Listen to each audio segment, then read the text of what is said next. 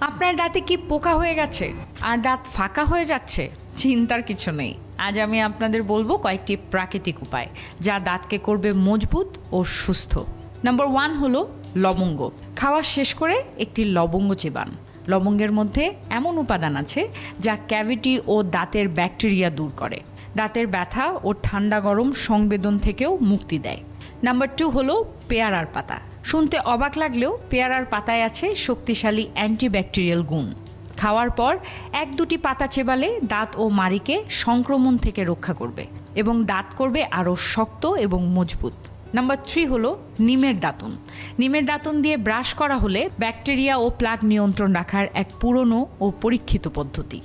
Number 4 হলো কচকচে সবজি বা ফল, যেমন গাজর বা আপেলের মতো সবজি বা ফল চেবানো দাঁতের জন্য প্রাকৃতিক স্কার্বের মতো কাজ করে। এগুলো প্লাক ও খাবারের বাকি অংশ পরিষ্কার করে, একেবারে ন্যাচারাল টুথপেস্টের মতো কাজ করে।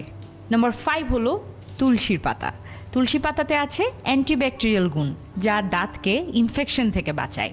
3-4টি তুলসী পাতা সেদ্ধ করে সেই পানি দিয়ে কুলকুচি করতে পারেন। তুলসী পাতা প্রাকৃতিক মাউথওয়াশের মতো কাজ করবে এবং দাঁতকে রাখবে সুস্থ।